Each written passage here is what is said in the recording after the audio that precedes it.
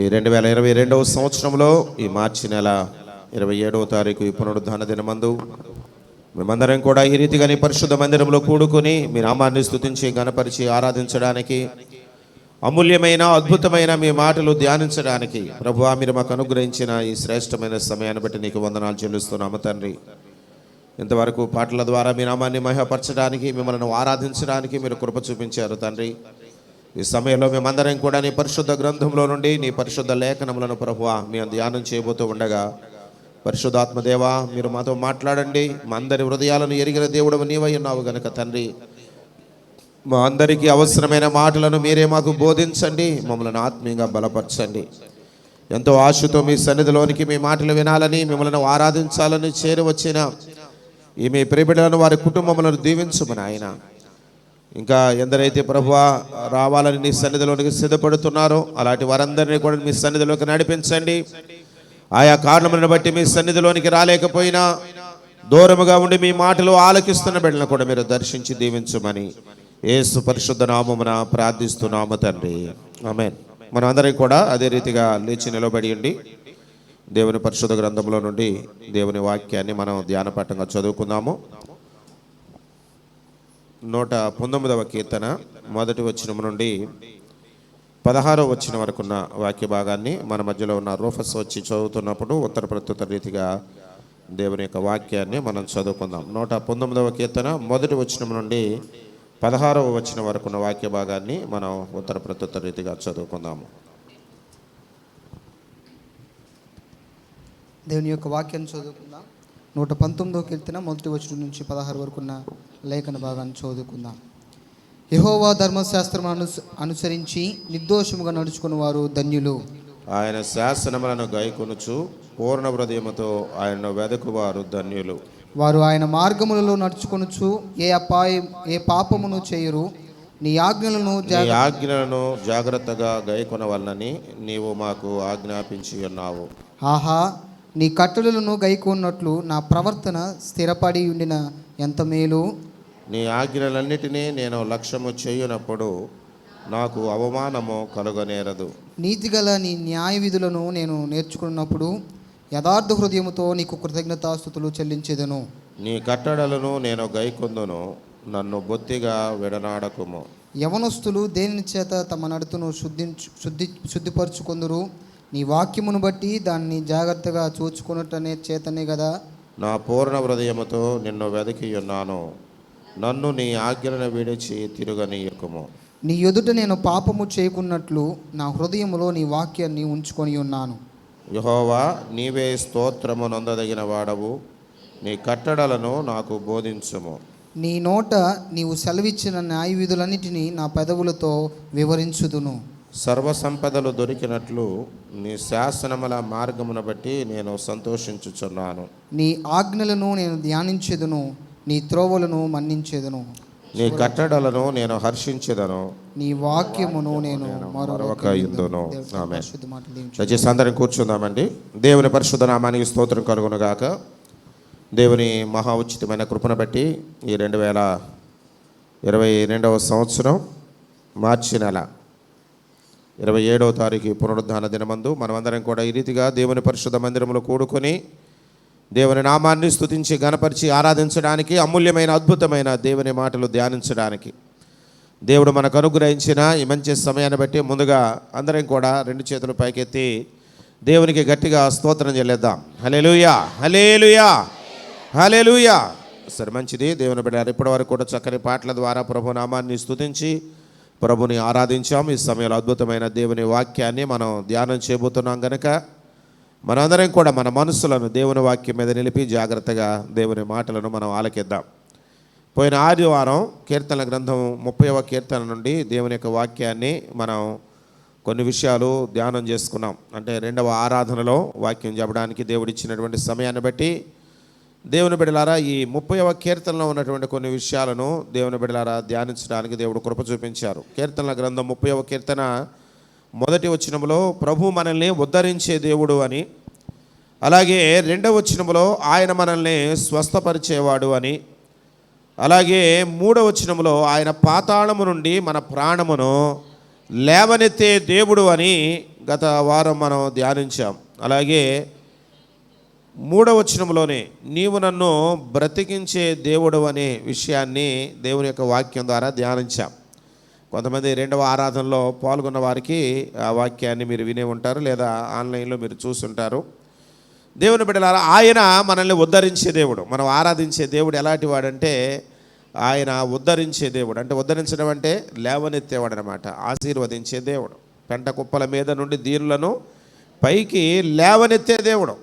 లోకోద్ధారకులని లేక దేశోద్ధారకులని అనేక మంది దేవుని బిడ్డలు చెప్పుకుంటూ ఉంటారు, కానీ ఒక వ్యక్తిని ఉద్ధరించేవారు ఎవరయ్యా అంటే దేవుడు మాత్రమే.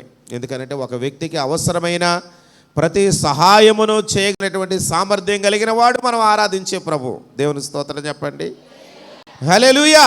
మనుషులు ఇచ్చేది కొంతవరకే, వారికి ఉన్నటువంటి సామర్థ్యాన్ని బట్టి, శక్తిని బట్టి ఏదో కొద్దో గొప్ప ఇవ్వగలుగుతారు, కానీ మనకు అవసరమైన దానిని తృప్తిగా ఇవ్వగలిగిన వారింటి ఈ లోకంలో ఎవరు కూడా ఉండరు.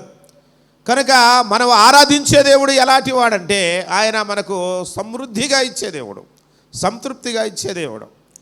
ఆయన మనల్ని ఉద్ధరించే దేవుడు అని కీర్తనకారుడు తెలియజేస్తూ ఉంటాడు. అలాగే ఆయన మనల్ని స్వస్థపరిచే దేవుడు, స్వస్థపరిచేవాడు. ప్రాణాత్మ శరీరాలకు అనేక సార్లు ఈ యొక్క బలహీనతలు లేక రోగాలు అనేవి, వ్యాధులు అనేవి దాపురిస్తూ ఉంటాయి. మరి ఎక్కువగా ఈ శరీరానికి కలిగే జబ్బులకు వైద్యులు ఉన్నారు, కానీ ఈ మనస్సునకు కలిగేటటువంటి రుగ్మతలు కానివ్వండి, చెడిపోయిన ఈ యొక్క ఆత్మకు కానీ డాక్టర్లు ఉన్నారంటే ఎవరు కూడా లేరు. కనుక మన హృదయాలను ఆయన బాగు చేసే దేవుడు, మన మనస్సులను ఆయన బాగు చేసే దేవుడు. ఆయన మనల్ని ప్రాణాత్మ దేహములకు ఉన్నటువంటి ప్రతి బలహీనత నుండి మనల్ని విడిపించి ఆయన స్వస్థపరిచే దేవుడు అని దేవుని యొక్క వాక్యాలు మనం ధ్యానం చేసుకున్నాం. ఇర్మియా గ్రంథం 17వ అధ్యాయము 14వ వచనంలో ఆ మాట ఉంటుంది, యెహోవా నీవు నన్ను స్వస్థపరచు, నేను స్వస్థత నొందుతాను. నీవు నన్ను స్వస్థపరిస్తేనే, నేను ఎన్ని మందులైనా వాడవచ్చు, ఎంతమంది డాక్టర్ల దగ్గరికి, స్పెషలిస్టుల దగ్గరికైనా నేను వెళ్ళవచ్చు, కానీ నీవు నన్ను స్వస్థపరిస్తేనే నేను స్వస్థత పొందుతాను, ఆరోగ్యాన్ని పొందుతాను. లేకపోతే నేను రోగగ్రస్తుడుగానే ఉండిపోతాను అని అక్కడ భక్తుడు తెలియజేస్తాడు. కనుక ఆయన మనల్ని స్వస్థపరిచేవాడు. అలాగే పాతాళములో నుండి ఆయన మన ప్రాణమును లేవదీసే దేవుడు. కొన్నిసార్లు ఇక మనకు ఆశే లేదన్నట్లుగా, పాతాళమునకు దిగిపోయినట్లుగా, కృంగిపోయినట్లుగా మన జీవితాల్లో మన ప్రాణాలు నిరాశ నిస్పృహకు గురి అయిపోయినప్పుడు, లేక దేవుని బిడ్డల మనము చితికినప్పుడు దేవుడు మనల్ని మరలా ఆయన లేవదీసే దేవుడు అని దేవుని వాక్యములు మనం చదువుతున్నాం. ఆయన మనల్ని బ్రతికించువాడు అని, ఆయన మనల్ని బ్రతికించే దేవుడు. ఆయన బ్రతికిస్తున్నాడు కాబట్టి ఈ రోజున మనం బ్రతికి ఉండి ప్రభుని ఆరాధించగలుగుతున్నాం. దేవునికి స్తోత్రం చెప్పండి, హల్లెలూయా.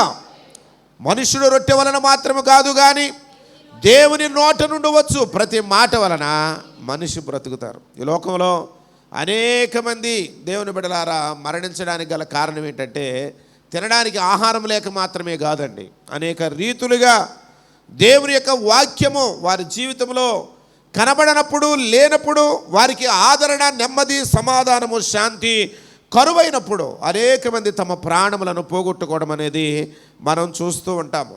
కానీ మనం ఆరాధించే మన ప్రభు అయితే ఆయన మనల్ని బ్రతికించే దేవుడు. మనం ఎలాంటి నిరాశ నిస్పృహలో మనం కృంగి ఉన్నప్పటికీ కూడా, భక్తుల జీవితాల్లో కూడా అలాంటి అనుభవాలు మనకు కనపడతాయి. మోషే కూడా దేవుణ్ణి అడుగుతాడు. ఇశ్రాయేల్ అందరూ కూడా ఆయన మీద తిరుగుబాటు చేసినప్పుడు ఏమంటాడు తెలుసా, నన్ను తీసేసుకో అంటాడు. జీవగ్రంథంలో నుండి నా పేరును తుడిచివేయి అని అంటాడు. అలాగే ఏలియా ఆ యెజెబెలు బెదిరించినప్పుడు మానసికంగా కృంగిపోయిన వాడిగా ఉన్నాడు.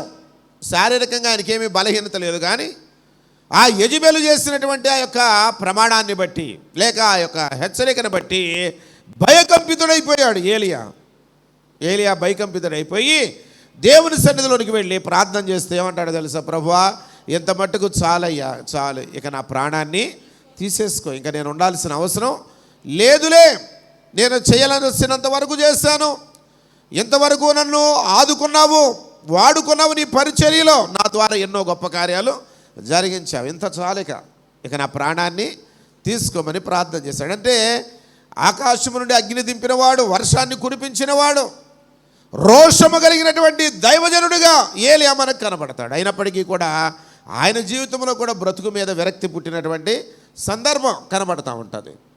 కాబట్టి నేను బ్రతుకుడ కంటే దేవుని బిడ్డలారా నా ప్రాణాన్ని తీసుకొని ఆయన అని ఏలియా ప్రార్థన చేసినటువంటి సందర్భం. అలాగే అనేక మందిని మారు మనసుకు దేవుని బిడ్డలు నడిపించినటువంటి యోనా జీవితంలో కూడా మనం గమనించినప్పుడు ఆయన ప్రకటన ద్వారా 1,20,000 మంది మార్పు చెందారట. దేవునికి స్తోత్రం చెప్పండి. హల్లెలూయా. బైబిల్ చరిత్రలో అంత గొప్ప ఉజ్జీవం ఎక్కడ మనకు కనబడినట్లుగా మనకు కనబడదు. పేతురు ప్రార్థన చేసినప్పుడు లేక దేవుని వాక్యాన్ని ప్రకటించినప్పుడు ఒకసారి 3,000 మంది రక్షించబడ్డారు, ఒకసారి 5,000 మంది రక్షించబడ్డారు. కానీ యోనా ప్రకటన చేసినప్పుడు ఎంతమందో తెలుసా? 1,20,000 మంది మారు మనసు పొందారంట. దేవుని స్తోత్రం చెప్పండి. ఎంత గొప్ప దైవజనుడో కదా. కానీ ఆయన జీవితంలో కూడా ఆ నినివే పట్టణానికి కలిగినటువంటి పరిస్థితులను బట్టి తాను ఆశించినట్లుగా జరగనప్పుడు, తను అనుకున్నది ఆ పట్టణానికి సంభవించినప్పుడు అతను ఎంతగానో కృంగిపోయి దేవుని బిడ్డలారా కేవలం ఆ సొర చెట్టు ఎండిపోయిన దానిని బట్టి అంట. దేన్ని బట్టి? సొర చెట్టు ఎండిపోయిన దానికి. సొర చెట్టుని గురించి ఏమంటున్నాడు తెలుసా? నేను బ్రతకడం కంటే చచ్చుట ఏ మేలు అన్నాడు. దేవుడు చేసిన గొప్ప కార్యం అంతా మర్చిపోయాడు. నేను వాక్యం చెప్తే ఎంతమంది మారు మనసు పొందారు, 1,20,000 మంది బాగుపడ్డారు. దేవుని బిడ్డ ఎంత ఉగ్రత నుండి ఈ పట్టణాన్ని నేను తప్పించగలిగాను అని సంతోషించవలసిన యోనా దేవుని బిడ్డ అదంతా మర్చిపోయి తనకు నీడనిచ్చినటువంటి సొర చెట్టు ఎండిపోయింది అని దాని గురించి ఏమంటున్నాడు తెలుసా? ఎండ తగిలినప్పుడు నేను బ్రతుకుట కంటే చావడమే నాకు మేలన్నట్లుగా దేవుని బిడ్డలారా నిస్పృహతో మాట్లాడుతూ ఉంటాడు. మన జీవితాల్లో కూడా దేవుడు మనకు చేసిన గొప్ప కార్యాలు ఎన్నో ఉంటాయి. ఆయన చేసిన మేలులు ఉపకారాలు మనం ఎన్నడూ కూడా మర్చిపోకూడదు. అందుకనే దేవుణ్ణి స్తుతించేటప్పుడు ఊరికినే స్తోత్రం స్తోత్రం హల్లెలూయా హల్లెలూయా అని ఊరికి అరవడం కాదు, కానీ ఆయన మనకు ఏం చేశాడో దాన్ని మనం జ్ఞాపకం చేసుకొని దేవుణ్ణి స్తుతిస్తూ ఉండాలి.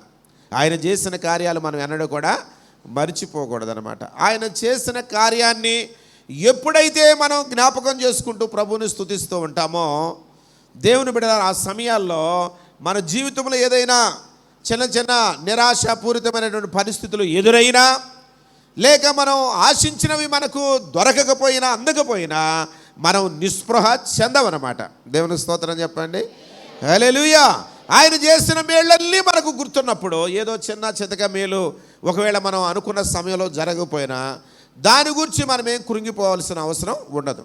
అందుకని దేవుని స్తుతించే ప్రతిసారి కూడా ఆయన మన పట్ల ఎన్ని గొప్ప కార్యాలు చేశాడో, ఎలాంటి అద్భుతాలు ఆశ్చర్య కార్యాలు వ్యక్తిగత జీవితాల్లో కుటుంబాల్లో మన బిడ్డల పట్ల ఆయన జరిగించాడో వాటిని మనసులో పెట్టుకొని వాటిని జ్ఞాపకం చేసుకొని ప్రభువుని మనం స్తుతించాలా. అర్థమవుతుంది? దేవుడు ఎంత అద్భుతంగా యోనాను ఆ చేప కడుపులో నుండి బయటపడేశాడు కదా. అసలు ఆ సముద్రంలో పడిపోయినప్పుడు ఆ అగాధంలో చనిపోవలసిన వాడు కదా. ఎంత అద్భుతం అండి అది. 3 దినాలు ఆ మత్స్యం యొక్క కడుపులో ఉన్నవాడు దేవుడు ఆయన్ని బ్రతికించి ఆ చేప కడుపులో ఆయన అరిగిపోకుండా చేసి మరలా నినివే పట్టణానికి దేవుడు ఆయన్ని తీసుకొచ్చాడు. ఎంత అద్భుతమో కదా. అలాగే ముష్కరులైనటువంటి ఆ నినివే పట్టణస్తులకు సువార్త ఒక దినమెల్లా ప్రకటన చేస్తున్నాడు. మీరందరూ నాశనం అయిపోతారు అని దేవుని మాట వినకపోతే. కానీ ఎవ్వరు కూడా ఒక్కళ్ళన్నా ఆయన మీద తిరుగుబాటు చెయ్యలేదు. ఒక్కరోజు 3 దినాల పట్టణం, 3 దినాలు కానీ 4 దినాల 3 దినముల పరిమాణం కలిగిన పట్టణం అంటే ఒక మనిషి నడవాలంటే ఆ పట్టణం అంతా తిరిగి సువార్త చెప్పాలంటే 3 రోజులు పట్టుద్దంట. కానీ ఒక్క రోజులోనే ఆయన కొంత ప్రాంతానికి సువార్త చెప్పాడు. అయితే ఒకరి నుండి ఒకరికి అన్నట్లుగా సువార్త పట్టణం అంతా కూడా వ్యాప్తి చెందింది. అందరూ పశ్చాత్తాపడ్డారు. రాజు దగ్గర మొదలుకొని ఇంట్లో పని చేసుకునేటటువంటి పనివారు వరకు అందరూ గోనె పట్ట కట్టుకుని ఉపవాస దినాన్ని చాటించి దేవుని బిడ్డలారా వారు పశ్చాత్తాపడి ప్రార్థన చేసుకుని పరివర్తన చెందారు అనమాట. దాన్ని బట్టి ప్రభువుని స్తుతించి సంతోషించవలసిన వాడు. కానీ అది కూడా మర్చిపోయినాడు. ఏం చేస్తున్నాడో తెలుసా? కొండ మీద వెళ్ళి ఆ పట్టణానికి ఏమైనా జరుగుద్దేమో అన్నట్లుగా చూస్తూ ఉంటే దేవుడు ఒక సొర చెట్టును మొలిపించాడంట. గబగబా పెరిగిపోయింది ఒక రోజులోనే. అది ఆయనకి చక్కగా నేడిచ్చింది. ఒక పందిరి వేసుకుంటే ఆ పందిరి అన్నుకుంది. అది ఆ నీడ కింద కూర్చున్నప్పుడు చల్లని గాలి తగలగా ప్రాణం తెప్పరిల్లింది అనుకుంటా. మరలా తెల్లవారేసరికి ఆ చివరి చెట్టు ఎండిపోయినప్పుడు దానిని బట్టి ఎంత కృంగిపోతున్నాడు. మన జీవితాల్లో కూడా దేవుని బట్టి దేవుడు చేసిన ఎన్నో మేళ్ళు అద్భుతాలు ఉన్నాయి. వాటన్నిటినీ ప్రక్కన పెట్టేసి ఏదో చిన్నవి జరగలేదని ఎంతమంది దేవుని మీద వ్యసన పడేవాళ్ళు ఉంటారు. నేను అనుకున్నది ఇది జరగలేదండి, నేను ఎన్నిసార్లు దేవుణ్ణి అడిగాను కానీ ఇది ఎందుకు అవ్వట్లేదండి అని కొంతమంది తమకున్న విశ్వాసాన్ని కోల్పోయే వాళ్ళు ఉంటారు. దేవుని మీద తమకున్నటువంటి నమ్మికను పోగొట్టుకునే వాళ్ళు ఉంటారు. దేవుని బిడ్డలారా, ఎన్నడూ కూడా అలాంటి నిరాశ నిస్పృహకరమైనటువంటి పరిస్థితికి మనం ఎన్నడూ కూడా దిగజారే వారంగా ఉండకూడదు. యోనా ఒక స్వర చెట్టును గురించి ఏం చేస్తున్నాడు చెప్పండి? ప్రాణం తీసుకోమని ప్రార్థన చేస్తున్నాడు. కానీ దేవుని బిడ్డలు అలాంటి నిరాశ నిస్పృహకరమైన పరిస్థితుల్లో మనం ఉన్నప్పుడు మనం చేయాల్సింది ఏంటంటే ఆయన మనల్ని బ్రతికించే దేవుడు, ఆయన మనల్ని బ్రతికించే దేవుడు అనే విషయాన్ని మనం గమనించుకోవాలి. గోతిలోనికి దిగకుండా ఆయన మనల్ని బ్రతికించేవాడు. తర్వాత 5వ వచనంలో ఉన్న వాక్య భాగాన్ని మనం చదువుకున్నప్పుడు ఆయన కోపము నిమిషం మాత్రం ఉండును, ఆయన దయ ఆయుష్కాలమంతా కూడా ఉంటుందట. సాయంకాలం మనం ఏడ్పు వచ్చి రాత్రి ఉండినను ఉదయమున మరలా సంతోషము కలుగుతుందట. చాలాసార్లు దేవుడు మన మీద కోపగించాడు, అందుకని మనల్ని ఇలాంటి ఇబ్బందికరమైన పరిస్థితుల్లో ఉంచాడు అన్నట్లుగా కొన్నిసార్లు మనం అపోహపడుతూ ఉంటాం. కానీ దేవుడు ఆయన కోపం ఎంత అంటే 1 నిమిషమేనంట. ఎంతసేపు ఉంటుంది దేవుడు కోపం? 1 నిమిషం మాత్రమే. కానీ ఆయన దయ మన ఆయుష్కాలం అంతా, అంటే మనం బ్రతికున్నంత కాలము మన పట్ల ఆయన దయ చూపే దేవుడు అన్నమాట. మనుషులైతే కోపం ఎంతసేపు ఉంటుందో తెలుసా? కొంతమందికి సంవత్సరాల తరబడి తమ కోపాన్ని మనసులోనే ఉంచుకుంటారు. ఎవరైనా ఏదన్నా ఒక మాట అన్నారంటే, ఏదన్నా కీడు కలిగించారంటే, ఏదైనా హాని జరిగించారంటే ఆ కోపాన్ని మనసులో పెట్టుకొని కొంతమంది చచ్చిపోయేంత వరకు కూడా ఆ కోపాన్ని మనసులో నుండి తీసివేసుకోకుండా ఉంటారు. దేవుని వాక్యంలో రాయబడిన మాట ఏంటంటే కోపపడుడు కానీ పాపము చేయొద్దన్నాడు. కోపపడడం అనేది మానవుని యొక్క సహజ లక్షణం. అసలు కోపమే లేకపోతే నువ్వు మనిషివి కాదన్నట్టుగా అర్థం. యేసు ప్రభు వారు కూడా కోపపడ్డా లేదా? ఆయనకి కోపం వచ్చింది, ఆయన కూడా మానవాకారంలో ఉన్నాడు కనుక కోపం వస్తుంది. కానీ ఏం చేయకూడదంట? కోపంలో పాపము చేయకూడదు. చాలాసార్లు కోపంలో పాపం చేస్తూ ఉంటాం, చేయకూడని పనులు, అనకూడని మాటలు అంటూ ఉంటాం, ప్రవర్తించకూడని రీతిలో ప్రవర్తిస్తూ ఉంటాం. అందుకనే దేవుని బిడ్డలారా, కోపపడాలి కానీ కోపాన్ని కంట్రోల్ చేసుకోవాలా. కోపోద్రీకులుగా మనం ఉండకూడదన్నమాట. అలాగే ఏమన్నాడు? మీకు వాళ్ళ కోపము ఉన్నప్పటికీ కూడా అది అట్లాగే మనసులో పెట్టుకోకూడదు. దాన్ని ఏం చేయాలన్నమాట? తీసేసేయాలి. సూర్యాస్తమయం వరకు మన కోపం మనలో ఉండకూడదు. ఉదయాన్నే కోపడ్డాం అనుకో ఏమైపోవాలి? సాయంత్రానికి మళ్ళా సమాధాన పడాలి.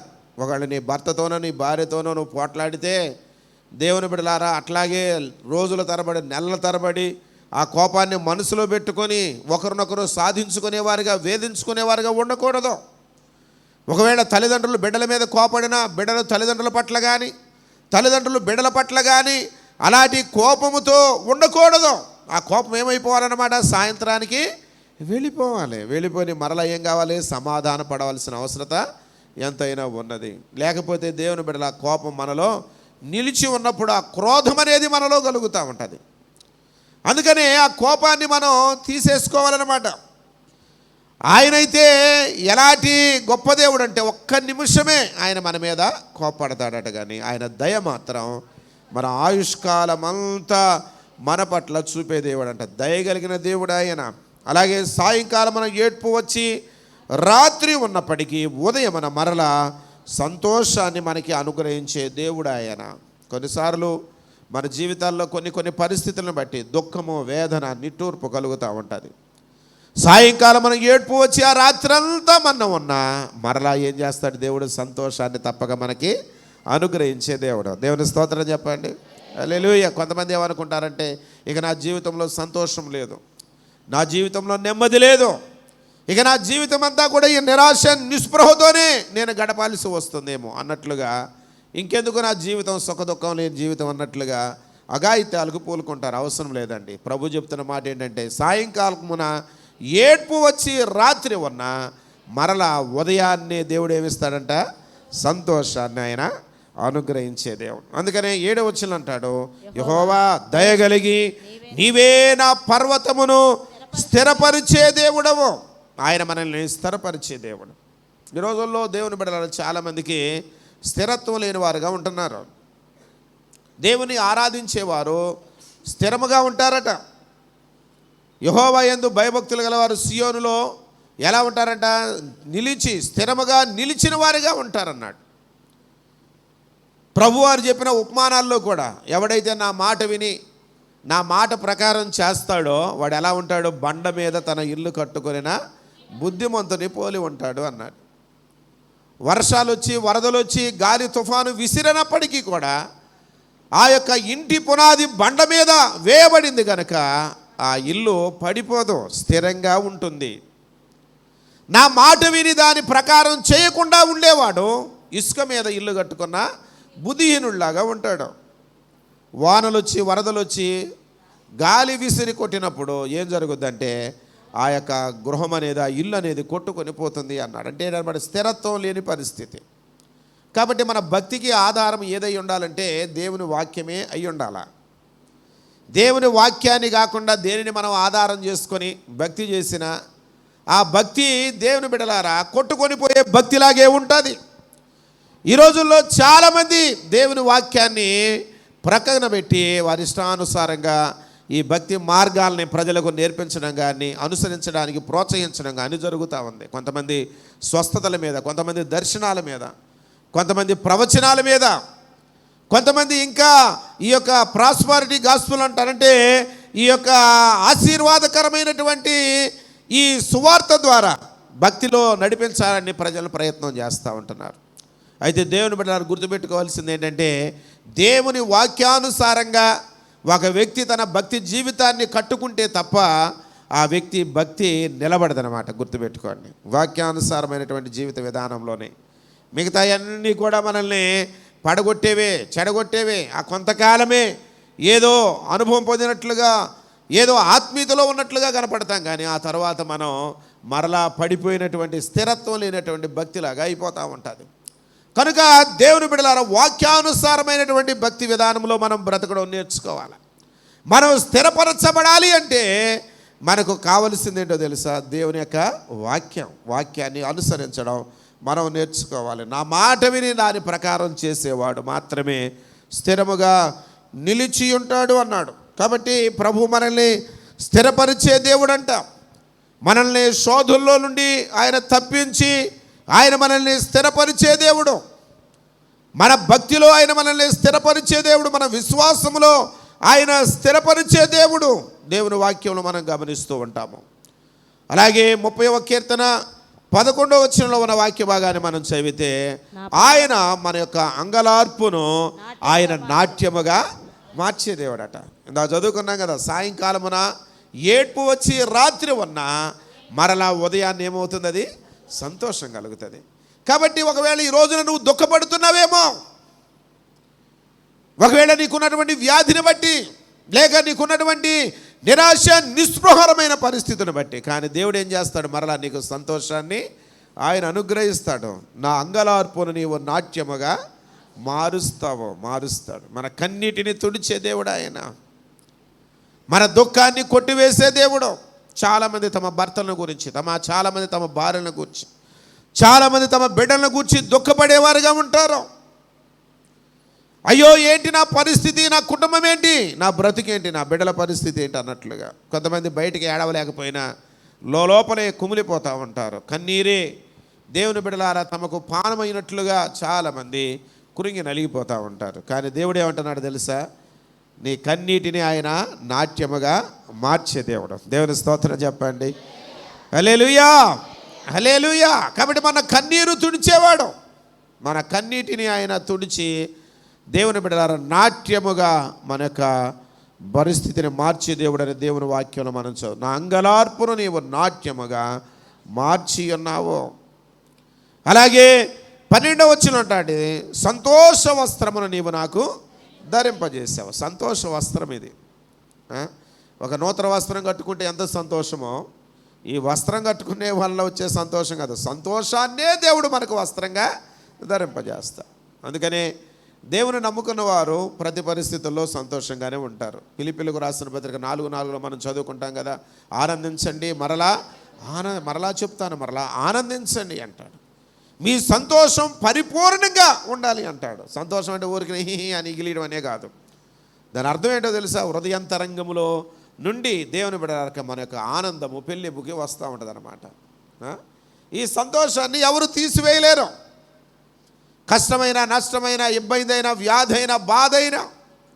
అందుకని యోబు అంటాడు, నేను ఎంత వేదన పడుతున్నా దాని యందు నేను హర్షిస్తాను, సంతోషిస్తాను అంటాడు. ఏంటి, మనసులో వేదన ఉంటే సంతోషపడతాడా? ఒక వ్యక్తి సంతోషపడగలడా? మనసులో ఒక వ్యక్తికి వేదన కలిగినప్పుడు, ఆ వేదనతో తల్లడిల్లేటప్పుడు సంతోషించే అనుభవం ఒక వ్యక్తి జీవితంలో కనబడుతుంది అంటే, లోకానుసారంగా మనం ఆలోచన చేస్తే అది సాధ్యం కాదు, కానీ దేవునిలో మాత్రం అది సాధ్యమే. యోబుకు కలిగినటువంటి వేదనలు అన్నీ కాదు కదా. బిడ్డలందరూ పోయారు, ఆస్తులు అంతా పోయినాయి, అందరూ దూరం అయిపోయినారు. కానీ ఒంటరిగా ఉన్నప్పటికీ కూడా ఆయన అంటున్న మాట ఏంటంటే, నేను ఎంత వేదన పడుతున్నప్పటికీ కూడా దానిలో నేను హర్షిస్తాను, సంతోషిస్తాను అంటాడు. హబక్కూకు అయితే ఏమంటాడో తెలుసా? నాకు అన్నీ పోయినాయి, పశువులు లేవు, పంటలు లేవు, నా శరీరంలో ఆరోగ్యం లేదు, అయినప్పటికీ కూడా నేను ప్రభువునందు ఆనందిస్తాను, నా రక్షకుడైన దేవుని యందు నేను సంతోషిస్తాను అంటాడు. దేవునిలో ఉండే సంతోషం అంత శ్రేష్టమైందన్నమాట. లాభాలు వచ్చినప్పుడు సంతోషపడటం, నష్టాలు వచ్చినప్పుడు ఏడ్చుకుంటూ కూర్చోవడం, ఆరోగ్యం ఉన్నప్పుడు సంతోషపడటం, అనారోగ్యం వచ్చినప్పుడు కృంగిపోవడం, లేక అంతా బాగున్నప్పుడు ఆనందంతో కేకలు వేయడం, ప్రతికూలమైన పరిస్థితులు ఎదురైనప్పుడు కృంగిపోయి మనం నలిగిన స్థితిలో ఉండడం అనేది అది లోకానుసారమైన పద్ధతి. కానీ ప్రభువులో ఉన్న వారికి ఎల్లప్పుడూ ఆనందమే, సంతోషమే. దేవుని స్తోత్రం చెప్పండి, హల్లెలూయా. కాబట్టి ప్రభు అంటున్న మాట ఏంటంటే, సంతోష వస్త్రమును దేవుడు మనకు ఆయన ధరింపజేసేవాడు అనమాట. ఇన్ని అద్భుతాలు ప్రభు మన జీవితంలో జరిగిస్తూ ఉన్నాడు. ఆయన మనల్ని ఉద్ధరిస్తూ ఉన్నాడు, ఆయన మనల్ని స్వస్థపరుస్తూ ఉన్నాడు, పాతాళములో నుండి మన ప్రాణమును ఆయన లేవదీస్తూ ఉన్నాడు, ఆయన మనల్ని బ్రతికిస్తున్నాడు, ఆయన మనల్ని స్థిరపరుస్తూ ఉన్నాడు, ఆయన మన అంగలార్పును నాట్యముగా మారుస్తూ ఉన్నాడు, సంతోష వస్త్రమును ఆయన మనకు ధరింప చేస్తూ ఉన్నాడు. ఇన్ని అద్భుతాలు, ఇన్ని మేలులు దేవుడు మనకు చేస్తూ ఉన్నప్పుడు మనమేం చేయాలి? ఈ కీర్తనల గ్రంథాల్లో 2 విషయాలు మనకు కనబడతాయి. ఒకటేంటంటే ప్రభు మనకు చేసిన కార్యాలు, ఆయన మనకు చేసే మేలులు. మనం ఏం చేయాలి, మనం చేయవలసిన కార్యాలు ఏంటో ఈ 2 విషయాలు మనకు కనబడతాయి. ఇప్పటి వరకు కూడా ఆయన మన పట్ల ఎలాంటి కార్యాలు చేస్తాడో మనం జ్ఞాపకం చేసుకున్నాము. ఇప్పుడు మనం చేయాల్సింది ఏంటి అనే విషయాలు ఈ కీర్తనలోనే మనకు కనబడతాయి. 30వ కీర్తన 1వ వచనంలో ఉన్న వాక్య భాగాన్ని మనం చదువుకుంటే, యెహోవా నా శత్రువులను నా విషయమై సంతోషింపనివ్వక నీవు నన్ను ఉద్ధరించి ఉన్నావు, అందుకై నేను నిన్ను కొనియాడుతూ ఉన్నాను అంటాడు. కొనియాడడం అంటే నిన్ను నేను ఘనపరుస్తూ ఉన్నాను, నిన్ను నేను కొనియాడుతూ ఉన్నాను అంటాడు. దేవుణ్ణి ఎప్పుడూ కూడా మనం ఘనపరిచే వారంగా ఉండాలా. ఆయన గొప్ప దేవుడు కదా. ఆయన తన మహిమను ఎవరికి ఇచ్చేవాడు కానే కాదు. కాబట్టి దేవుని బిడ్డ ఆయన ఘనతను మనం ఎప్పుడు కూడా జ్ఞాపకం చేసుకొని దేవునిని కొనియాడవలసిన వారమై ఉన్నాం, ఘనపరచవలసిన వారమై ఉన్నాం, ఆయనను హెచ్చించవలసిన వారమై ఉన్నాం. ప్రభు అంటాడు కదా, ఆయన యోహాను ఏమంటాడు, బాప్తిసం ఇచ్చే యోహాను, ఆయన హెచ్చవలసి ఉన్నది, నేను తగ్గాల్సి ఉన్నది. మీరందరూ నన్ను గొప్పగా ఎంచుతున్నారు, కానీ నేను కాదు, ఆయన హెచ్చించాలి. ఆయన అంటే ప్రభు అయిన యేసుక్రీస్తు వారు హెచ్చించబడాలి, నేను తగ్గించబడాలి. నన్ను ఘనపరుచు వారిని నేను ఘనపరుస్తాను అన్నాడు దేవుడు. కాబట్టి ఎప్పుడు మనం ఘనతను కోరుకోవడం కాదండి, మన గొప్పతనాలు చూపించుకోవడం కాదు, మన జీవితాల ద్వారా ప్రభువును మనం ఘనపరిచే వారంగా ఉండాలి. దీటంతటికీ కారణం ఎవరంటే ప్రభువే అనేటటువంటి విషయాన్ని మనం జ్ఞాపకం చేసుకోవాలి. ఒకసారి మొట్టమొదటిసారిగా చంద్రమండలం మీద అడుగుపెట్టినటువంటి ఆయన పేరేంటి చెప్పండి? ఎవరు? రాకేష్ శర్మ మనవడులే. ఆయనగా జేమ్స్ ఇర్వినో ఎవరో ఉన్నారు. ఆయనంట మొట్టమొదటిసారిగా ఆ చంద్రమండలం మీద అడుగుపెట్టాడు. తిరిగి వచ్చిన తర్వాత ఆయన సాక్ష్యం చెప్తే అందరూ గొప్పగా ఆయన్ని హెచ్చిస్తూ ఉన్నారంట. అబ్బో, భూమి మీద నుంచి చంద్రమండలానికి వెళ్ళి వచ్చావంటే నువ్వు ఎంత గొప్పోడు అయ్యా, ఎంత జ్ఞానం కలిగిన వాడు, ఎంత తెలివితేటలు నీకున్నాయని ఆయన్ని అందరూ గణపరుస్తూ గొప్పగా మాట్లాడుతూ ఉంటే ఆయన చెప్పింది ఏంటో తెలుసా? నేను ఎక్కడి నుంచి భూమి మీద నుంచి చంద్రమండలానికి వెళ్ళి రావడం అది పెద్ద గొప్ప విషయమే కాదు. కానీ ఆకాశ మహాకాశములు పట్టజాలనటువంటి ఆ మహోన్నతుడైనటువంటి దేవుడు ఆ పరలోక మహిమను విడిచి భూమి మీదకి ఒక నరావతారిగా దిగి వచ్చాడు. అది గొప్ప విషయం అని ప్రభువుని గనపరిచాడు. దేవుని స్తోత్రం చెప్పండి. హల్లెలూయా, హల్లెలూయా. ఇప్పుడు చూడండి, ఎవరు నన్ను పొగిడితే మొలగ చెట్టు ఎక్కినట్లుగా తెగ ఉబ్బిపోతూ ఉంటారు కదా. అసలు నీకులాగా బాడేవాళ్ళు లేరమ్మా. అసలు నీ స్వరం ఏంటంటే నాకు పరలోకం కనపడుతుంది అందాం అనుకోండి, ఏమో చూడండి ఉబ్బి తబ్బిబ్బి అయిపోతూ ఉంటుంది. ఎవరైనా కది వాక్యం చెప్తారు, అబ్బా అసలు భలే చెప్పావురా నువ్వు వాక్యం, అసలు ఏం ఆత్మీయ సత్యాలు బోధించామన్నావు అనుకోండి, ఇక అబ్బో ఇక నాకంత ఇది లేదు అన్నట్లుగా అంటారు కదా. కాబట్టి దేవుని బిడ్డల మనుషులు ఏంటంటే పొగడతలు కోరుకుంటారు కదా, గొప్పగా మనుషుల్లో కనబడాలన్నట్లుగా ఆశపడతా ఉంటారు. కానీ దేవుని బిడ్డలు గుర్తుపెట్టుకోవాలి, ఎప్పుడు కూడా మనం తగ్గి ఉండడానికే నేర్చుకోవాలి.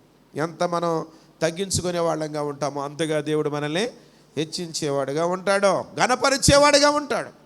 కనుక మనం ఎప్పుడు కూడా దేవుణ్ణే ఘనపరిచేవారంగా ఉండాలి, దేవుణ్ణే మనం ఆరాధించేవారంగా ఉండాలి. గుర్తుపెట్టుకో, ఆయనను మనం కొనియాడేవారంగా ఉండాలా. ఆయనను కొనియాడడం మనం నేర్చుకోవాలి. నిజంగా ఆయన మనకు చేసిన మేలులు, ఉపకారాలు, ఆయన గొప్పతనాన్ని మనం గుర్తించినప్పుడు, గ్రహించినప్పుడు దేవుని బిడ్డ ఆయనను కొనియాడకుండా మనం ఉండలేము, ఆయన ఘనపరచకుండా మనం ఉండలేము. కాబట్టి ప్రతిసారి మనం చేయాల్సింది ఏంటంటే దేవునిని మనం కొనియాడాలా, దేవుని మనం ఘనపరచాలి, దేవుని నామాన్ని మనం మహిమపరిచే వారంగా మనం ఉండాలి. ఈ విషయాన్ని మనం గుర్తుపెట్టుకోవాలి. రెండవదిగా దేవుని బిడ్డలో మనం ఏం చేయాలి అంటే 8వ వచనంలో ఉంటుంది, ఆయనకు మనం మొర్ర పెట్టే వారంగా ఉండాలి. అంటే ఆయనకు మనం ప్రార్థన చేసే వారంగా ఉండాలా. దేని గురించి కూడా మీరు చింతపడొద్దు, కానీ ప్రతి విషయంలోనూ ప్రార్థన విజ్ఞాపనలు చేయమని ప్రభు చెప్పాడు. కనుక మనము దేవునికి మొర్ర పెట్టు వారంగా ఉండాలా. ఇర్మియా గ్రంథం 33వ అధ్యాయం 3వ వచనం అంటాడు, నాకు మొర్ర పెట్టుము, నేను నీకు ఉత్తరం ఇస్తాను, నీవు గ్రహింపలేని గొప్ప సంగతులను నేను నీకు తెలియజేస్తాను అన్నాడు. దేవుని స్తోత్రం చెప్పండి. హల్లెలూయా. నన్ను అడుగుము, నన్ను అడుగు, జనములను నీకు స్వాస్థ్యముగా, భూమిని దిగంతముల వరకు సొత్తుగా నేను నీకు ఇస్తాను అన్నాడు. అడుగుడి మీకు ఇవ్వబడును అన్నాడు. మీరు నా నామం పేరట ఏది అడిగినా దానిని నేను మీకు ఇస్తాను అని చెప్పాడు. నిజంగా ఎంత గొప్ప దేవుడు అండి మన దేవుడు. మనుషుల దగ్గర పోయి అడుక్కుంటూ ఉంటాం, నాకు 100 రూపాయలు కావాలి, 1000 రూపాయలు కావాలి, లేకపోతే నాకు అది కావాలి ఇది కావాలని.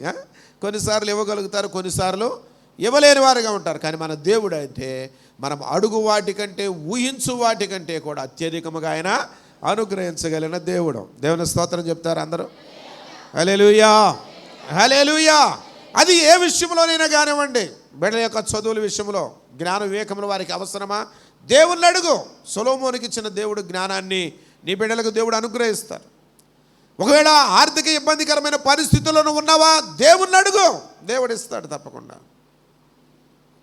ఒకవేళ అనారోగ్యాలతో బాధపడుతున్నావా, దేవుణ్ణి అడుగు, దేవుడు స్వస్థపరుస్తాడు. కనుక ఆయనకు మొర్ర పెట్టినప్పుడు దేవుడు గొప్ప కార్యాలు మన జీవితాల్లో ఆయన జరిగించే దేవుడుగా ఉంటున్నాడు, జరిగించేవాడుగా ఉంటున్నాడు. లోకా సువార్త 18వ అధ్యాయం 7వ వచనంలో చదువుకున్నప్పుడు దేవుని బిడ్డలారా అక్కడ ఒక చక్కని మాట కనపడతా ఉంటుంది. చదవండి. లోకా సువార్త 18వ అధ్యాయం 7వ వచనంలో, దేవుడు తాను ఏర్పరచుకున్నవారు దివారాత్రులు తన్ను గూర్చి మొర్రపెట్టుకొనుచుండగా వారికి న్యాయం తీర్చడా, ఆయన వారికి త్వరగా న్యాయం తీరుస్తాడు. వారి విషయమే కదా ఆయన దీర్ఘశాంతము వహిస్తూ ఉన్నాడు. మీతో చెప్పుచున్నా. కాబట్టి దేవుని బిడ్డ తన్ను ఆశ్రయించిన వారు, తన బిడ్డలు ఆయనకు దివారాత్రమును మొర్రపెడుతూ ఉన్నప్పుడు దేవుడు వారి మొర్ర ఆలకించకుండా ఉంటాడా? మొర్ర ఆలకించకుండా ఉంటాడా? ఆయన మొర్ర ఆలకించే దేవుడు. కనుక దేవుని మీద ఆయనకు మనం మొర్ర పెట్టినప్పుడు దేవుడు తప్పకుండా మనకు సహాయం చేస్తాడు. అక్కడ ప్రభువారు చెప్పిన ఒక ఉపవారం ఏంటంటే, విసుగక నిత్యము మనం ప్రార్థన చేయాలి అనే దాన్ని మనకు తెలియపరచడానికి. కొంతమందికి విసుగొచ్చేస్తూ ఉంటుంది దేవుడిని అడగడానికి కూడా. మనుషులను అయితే 10 సార్లు అడుగుతారు, కానీ దేవుని అడగడానికి మాత్రం ఏదో పెద్ద లెవెల్గా అడిగినట్లుగా 1-2 సార్లు ప్రార్థన చేసి మౌనంగా ఉంటారు. కాదు, మనం అడిగేది మనం పొందుకునేంత వరకు విసుగక దేవుణ్ణి అడుగుతూనే ఉండాలట. ఒక విధవరాలట తనకు న్యాయం తీర్చమని ఆ న్యాయాధిపతి దగ్గరకు వచ్చి అడుగుతుందట. అడుగుతూ ఉంటే ఆ న్యాయాధిపతి పట్టి పట్టనట్లుగా వెళ్ళిపోతూ ఉన్నాడు. కానీ ఆమె అయితే విసుగు చెందకుండా మరలా వచ్చి ఆ న్యాయాధిపతిని బ్రతిమాలుతూ ఉందట. అయ్యా, నాకును నా ప్రతివాదికి న్యాయం తీర్చమని అడుగుతూ ఉంది. దేవుని బిడ్డ అతను కొన్ని దినాలు పట్టించుకోకపోయినా తాను అనుకున్నాడంట, అయ్యో నేను ఈమెను ఏమాత్రం పట్టించుకోకపోయినా, నేను దేవునికి భయపడక మనుషులను లక్ష్య పెట్టక ఉన్నప్పటికీ ఈమె పదే నా దగ్గరకు వచ్చి నాకు న్యాయం తీర్చమని అడుగుతుంది. కాబట్టి ఏం చేయాలి, నేను తప్పకుండా ఆమెకు న్యాయం తీరుస్తాను అని అనుకున్నాడట ఆ అన్యాయస్తుడైనటువంటి న్యాయాధిపతి. దేవుని వాక్యంలో రాయబడిన మాట ఏంటో తెలుసా? అన్యాయస్తుడైన న్యాయాధిపతుల్లో కూడా అన్యాయస్తులు ఉంటారా? అన్యాయస్తుడైన న్యాయాధిపతి న్యాయం తీర్చాలనుకున్నాడంట. కాబట్టి మన న్యాయాధిపతి అయిన దేవుడు దివారాత్రములు మనం ఆయనకు మొరపెడుతూ ఉన్నప్పుడు ఎందుకు ఆయన మనకు న్యాయం తీర్చాడు? దేవుని వాక్యంలో ఆయన త్వరగా న్యాయం తీరుస్తాడు, త్వరగా న్యాయం తీరుస్తాడంట. దేవుని స్తోత్రం చెప్పండి. హల్లెలూయా, హల్లెలూయా. కాబట్టి ఆయన త్వరగానే న్యాయం తీరుస్తాడు. నువ్వు కంగారు పడబాక. కొన్నిసార్లు మన ఆలోచనలు ఎలా ఉంటాయంటే, మనం ప్రార్థన చేసిన వెంటనే మనం ఊళ్ళో పడిపోవాలా. ఈరోజు ప్రార్థన చేస్తే సాయంత్రానికి జరిగిపోవాలా, లేకపోతే ఈరోజు ప్రార్థన చేస్తే రేపుకు జరిగిపోవాలా, ఈ ఆదివారం ప్రార్థన చేస్తే వచ్చే ఆదివారానికి అయిపోవాలన్నట్లుగా మనం ఆశిస్తూ ఉంటాం. కొన్ని ప్రార్థనలకు దేవుడు వెంటనే జవాబిస్తాడు, కొన్ని ప్రార్థనలకు దేవుడు కొంత సమయాన్ని తీసుకుంటాడు, కొన్ని ప్రార్థనలకు అసలు జవాబులు రావు ఆయన చిత్తానుసారంగా మనం అడగకుండా చేసే ప్రార్థనలు. కనుక దేవుని బట్టి అవసరాన్ని బట్టి దేవుడు కార్యాలు చేస్తాడు. కాబట్టి నువ్వు అడిగామని గబక్కనేది చేసి పడేయడం, అర్థమవుతుందా? అందుకనే దేవుడు కొంత సమయం తీసుకుంటున్నప్పుడు మనం నిరాశపడాల్సిన అవసరం లేదు. ఒక భక్తుడు చెప్పిన మాట ఏంటంటే, దేవుడు మనం అడిగేదానికి ఆలస్యం చేస్తున్నాడంటే మన కోసం మంచి దానిని సిద్ధపరుస్తున్నాడని మనం గుర్తెరగాలంట. దేవుని స్తోత్రం చెప్పండి. హల్లెలూయా, హల్లెలూయా. పచ్చిపులు చేసి అక్కడ పెట్టడం తేలికే కదా, 5 నిమిషాలు అవుతుంది. అదే మీకు మాంసం కూర వండి పెట్టాలనుకోండి, మీ అమ్మగారు ఏం చేయాలా? మసాలా నోరాలా, మాంసం కొయ్యాలా, అదంతా కొంత టైం పట్టుద్ది కదా. నాకు ఆకలి అవుతుంది, పెట్టు అంట. పచ్చిపులుసు పెట్టేస్తే నీకు తొందరగానే అయిపోద్ది, కానీ నీకు మంచి ఆహారం అందించాలి అనేది ఆమె ఉద్దేశం. దాన్ని సిద్ధపరుస్తూ కొంత సమయం తీసుకుంటుంది. కనుక దేవుడు కూడా మనం అడిగేదానికి ఆయన మనకు శ్రేష్టమైన వాటిని ఆయన సిద్ధపరిచే దేవుడు ఆయన. అదే కదా, మనం అడుగు వాటికంటే ఊహించు వాటికంటే కూడా అత్యధికముగా అనుగ్రహించే దేవుడు. మనం అడిగేది కొద్దిదే, కానీ ఆయన ఏమిస్తాడు? అత్యధికముగా ఆయన అనుగ్రహించగలిగినటువంటి దేవుడు అయి ఉంటున్నాడు. కాబట్టి అత్యధికముగా అనుగ్రహించడానికి ఆయన ఏం చేస్తారంటే సిద్ధపరుస్తూ ఉంటాడు, కావలసిన వాటిని ఆయన సమకూరుస్తూ ఉంటాడు. ఆ కార్యరూపానికి ఆయన చేయవలసిన ఏర్పాట్లన్నీ కూడా జరిగిస్తూ ఉంటాడు. అందుకని మనం ఏం చేయాలంటే నిరాశపడకూడదు. కానీ దేవుని బిడలారా, దేవుని సన్నిధిలో మనం ఏం చేయాలంటే నిత్యము ఆయనకు మొరపెడుతూనే ఉండాలి. విసుగక దేవుని సన్నిధిలో ప్రార్థన చేస్తూనే ఉండాలి. అయిపోయిందని వెంటనే నిరాశపడాల్సిన అవసరం లేదు. నీ భర్త రక్షణ కొరకు ప్రార్థన చేస్తున్నావు, మార్పు చెందలేదు, నిరాశపడద్దు, చేస్తూనే ఉండు. దేవుడు తప్పకుండా సమయాన్ని బట్టి దేవుడు కార్యం చేస్తాడు. అలాగే నీ బిడ్డల యొక్క భవిష్యత్తు కొరకు ప్రార్థన చేస్తా ఉన్నాం, దేవుడు తన చిత్తానుసారమైన సమయంలో వారిని హెచ్చిస్తాడు, దీవిస్తాడు. ప్రార్థన చేస్తూనే ఉండవు. భక్తుడైన అగస్టీన్ గురించి చాలాసార్లు నేను మీకు జ్ఞాపకం చేశాను. ఒకే ఒక కుమారుడు, తల్లికి తండ్రి చనిపోయాడు. చాలా దుర్మార్గంగా జీవిస్తూ ఉండేవాడు. దేవుని బిడ్డల దుర్వ్యసనాలకు బానిస అయిపోయి యవ్వన కాలంలో లేనన్నమాట అంటూ కూడా లేనే లేదు. అట్లాంటి దుర్మార్గమైనటువంటి పరిస్థితుల్లో ఆ వ్యక్తి బ్రతుకుతూ ఉండగా తల్లి మాత్రం ఏమాత్రమూ నిరాశపడకుండా దేవుని సన్నిధిలో ప్రార్థన చేస్తూనే ఉండేదట. పాడైపోయాడని బిడ్డను గురించి నిరాశపడి ప్రార్థన చేయడం మానవులేదు. ప్రభా, గర్వఫలంగా ఈ కుమారుడు నాకు ఇచ్చావు నాయన, యవ్వన కాలంలో దుర్వ్యసనాలకు బానిస అయిపోయాడు, దుర్మార్గంగా జీవిస్తున్నాడు, ఆ బిడ్డను పట్టుకో ప్రభువా, బిడ్డను దర్శించు, నీ కార్యం జరిగించమని ఆ తల్లి కన్నీటితో ప్రార్థన చేస్తూనే వచ్చిందంట. అయితే ఒకనొక సమయంలో ఫుల్గా తాగి రోడ్డు అమ్మడబడి ఇట్లా నడుచుకుంటూ వెళతా ఉంటే స్వార్థ సభలు జరుగుతున్నాయి అంట. వెనక పోయి కూర్చొని దేవుని బిడ్డలారా దేవుని వాక్యాన్ని విన్నాడు. ఆ రోజే ప్రభు ఆయన్ని పట్టుకున్నాడు.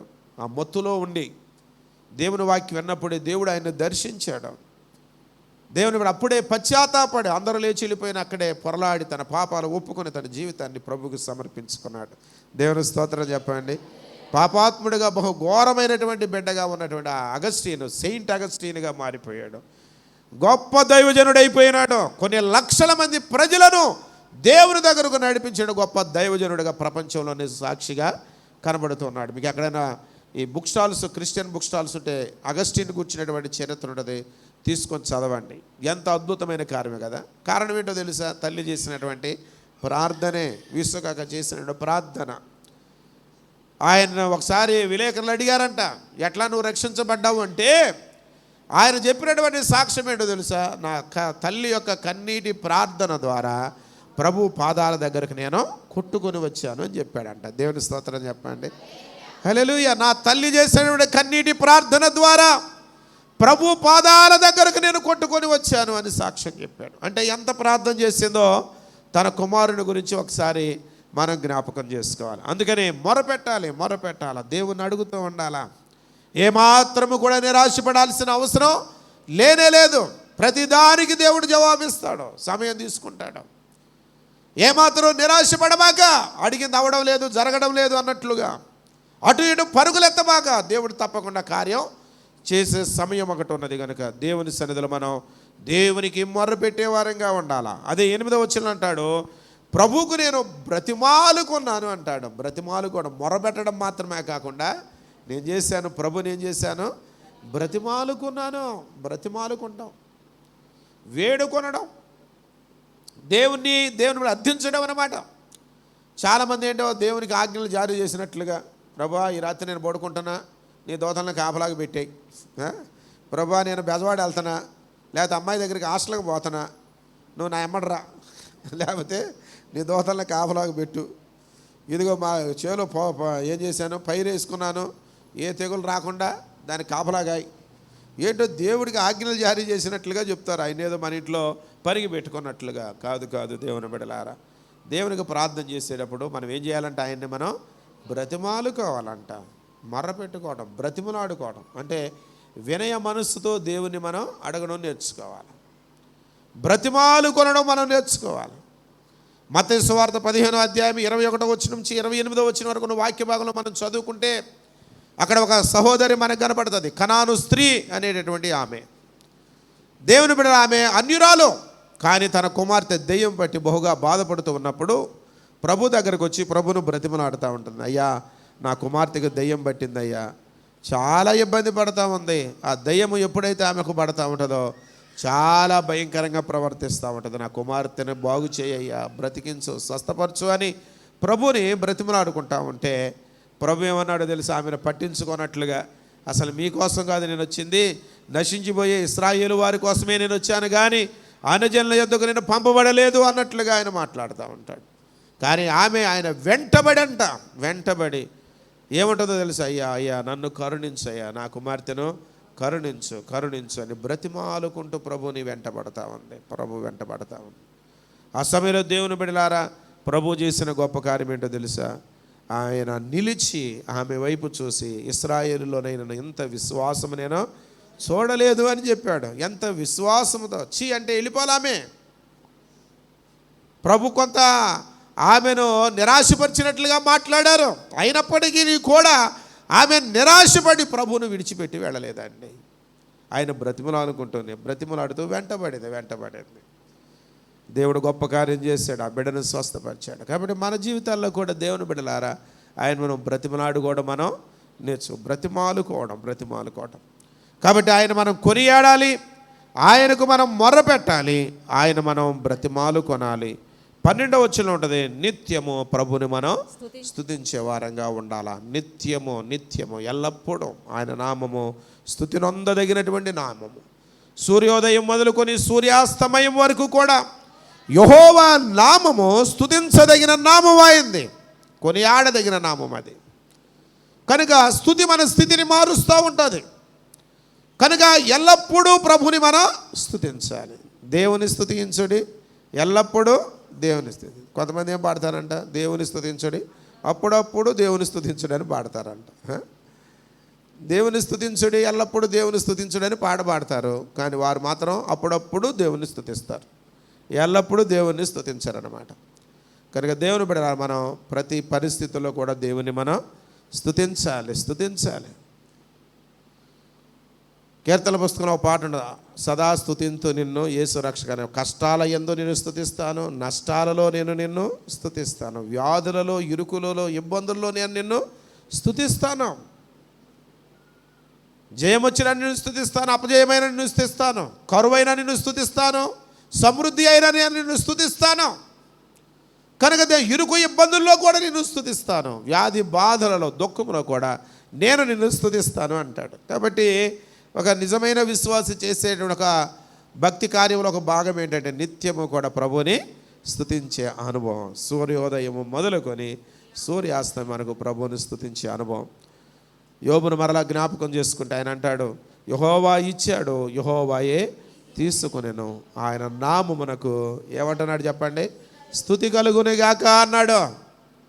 ఎడ్లు ఇచ్చావు, మేకలు ఇచ్చావు, గొర్రెలు ఇచ్చావు, పిడ్డలు ఇచ్చావు, అందుకే నిన్ను స్తుతిస్తున్నాను అంటూ అవన్నీ పోయిన తర్వాత ఏడ్చుకుంటా కూర్చున్నాడా?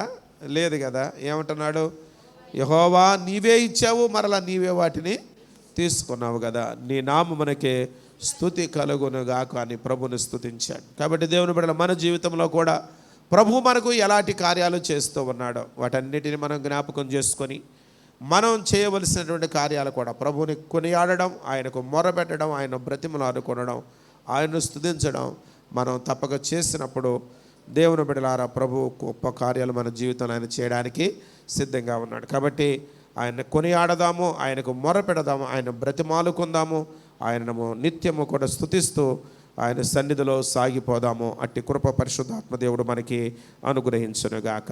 ఆమేన్. అందరూ కూడా తలలో వంచండి, చిన్న ప్రార్థన చేసుకుందాం. మోకరించడానికి అవకాశం ఉండి మోకరించండి, ప్రార్థన చేసుకుందాం. తలలో వంచండి, కళ్ళు మూసుకుండగా చిన్న ప్రార్థన చేద్దాం. ప్రభువా, నా జీవితంలో ఎన్నో గొప్ప కార్యాలు చేస్తూ ఉన్నావు నాయన, ఎన్నో గొప్ప కార్యాలు చేస్తున్నావు తండ్రి. యేసయ్యా, నన్ను ఉద్ధరించిన దేవుడవు నాయన. ఒకప్పుడు నా స్థితి ఎంత దౌర్భాగ్యకరంగా, తినడానికి కూడా ఆహారం లేని పరిస్థితి, ఉండటానికి ఇల్లు లేని పరిస్థితి, కట్టుకోవడానికి సరైన వస్త్రాలు కూడా లేని పరిస్థితి నాయన. ఈ రోజున ఇవన్నీ నీవు నాకు ఇచ్చావంటే అది కేవలం నీ కృప నాయన. నీవే నన్ను ఉద్ధరించిన దేవుడవు తండ్రి. ఎవరు ఈ లోకంలో నాకు ఇచ్చేవారు లేరయ్యా, నీవు మాత్రమే నన్ను ఉద్ధరించిన దేవుడవు. నువ్వు నన్ను స్వస్థపరిచిన దేవుడవు తండ్రి. అనేక సార్లు రోగగ్రస్తున్నాయి, మంచంలో పడి ఉన్నప్పుడు, ప్రాణము సొక్కిపోయి ఉన్నప్పుడు దేవా నీవు నన్ను బ్రతికించావు దేవా. శారీరకంగా మాత్రమే కాకుండా మానసికంగా, ఆధ్యాత్మికంగా నేను బలహీనుడైపోయినప్పుడు, నేను రోగగ్రస్తుడైపోయినప్పుడు దేవా నీవే నన్ను స్వస్థపరిచావు తండ్రి. పాతాళము నుండి నా ప్రాణమును లేవనెత్తావయ్యా. అనేక పర్యాయాలు నేను కృంగిపోయి, నలిగిపోయి, నిరాశ నిస్పృహలో తల్లడిల్లినప్పుడు నీవే నన్ను లేవనెత్తిన దేవుడవు తండ్రి. నీవు నన్ను లేవనెత్తిన దేవుడవయ్యా. నీవు నన్ను బ్రతికించావయ్యా, నీవు నన్ను బ్రతికించావు. అపరాధముల చేత, పాపముల చేత చచ్చిన స్థితిలో ఉన్న నన్ను బ్రతికించావు తండ్రి. నాలో జీవమిచ్చావు నాయన, నాకు జీవమిచ్చినావు తండ్రి, నీకు వందనాలు. నీవు నన్ను స్థిరపరిచావయ్యా. స్థిరత్వం లేని నా బ్రతుకును స్థిరపరిచావు తండ్రి. నా అంగలార్పును నీవు నాట్యముగా మార్చి ఉన్నావు నాయన. ఒకప్పుడైతే సంతోషం అంటే ఏంటో తెలియదు, ఎప్పుడు కూడా వేదన, దుఃఖముతో, నిట్టూర్పుతో నా జీవిత దినాలు నేను గడిపేదానిని. కానీ నిన్ను ఎరిగిన తరువాత నాయన నా అంగలార్పును నీవు నాట్యముగా మార్చేశావు నాయన. నాకు సంతోష వస్త్రాన్ని ధరింపజేశావు. నేను నిన్ను కొనియాడవలసిన దానినై ఉన్నాను తండ్రి. నేను నిన్ను కొనియాడతానయ్యా, నీకు నేను మొర్ర పెడతాను తండ్రి. నిన్నే నేను బ్రతిమలాడుకుంటానయ్యా. నేను నిన్ను స్తుతిస్తాను ప్రభువా, నేను స్తుతిస్తాను దేవా. నీ సన్నిధిలో నీ చిత్తానుసారంగా బ్రతుకుటకు నాకు సహాయం చేయను ఆయన. ఒక చిన్న ప్రార్థన చేసుకుందాం. ప్రేమ కలిగిన మా ప్రియ పరలోకపు తండ్రి, 30వ కీర్తన నుండి ఉదయకాల సమయంలో మా ఆత్మీయ క్షేమాభివృద్ధి కొరకు అవసరమైనటువంటి నీ మాటలను ప్రభువా మీరు మాకు తెలియజేసిన విధానాన్ని బట్టి నీకు వందనాలు చెల్లిస్తూ ఉన్నాం. మా జీవితాల్లో ఎన్నో గొప్ప కార్యాలు నువ్వు జరిగిస్తున్నావు తండ్రి. నీవే లేకపోతే నాయన ఈ లోకంలో మేము లేమయ్యా. ఈ లోకంలో నీ ద్వారానే మేము ఉనికి కలిగి ఉన్నాము తండ్రి, మనుగడ కలిగి ఉన్నాము నాయన. నీవు లేకపోతే మా బ్రతుకులకి ఈ లోకంలో అసలు మనుగడే లేదు తండ్రి. ప్రభువా, లోకంలో మేము ఏది కలిగి ఉన్నామో, ఏది అనుభవిస్తున్నామో, ఏది నాది మాది అని చెప్పుకుంటున్నాము, అదంతా నువ్వు మాకు ఇచ్చిందేదా నాయన. కాబట్టి నిన్ను కొనియాడు వారముగా, నీకు మొరపెట్టు వారముగా, నిన్ను బ్రతిమలాడుకునే వారంగా, నిన్ను స్తుతించు వారముగా ఈ లోకంలో మేము ఉండటకు సహాయం చేయండి. విన్న వాక్యాన్ని దుష్టుడెత్తుకొని పోకుండా మందరి హృదయాల్లో మీరు ఫలింపచేయమని యేసు పరిశుద్ధ నామమున ప్రార్థిస్తున్నాము తండ్రి. ఆమేన్. అందరూ లేచి నిలబడదాం.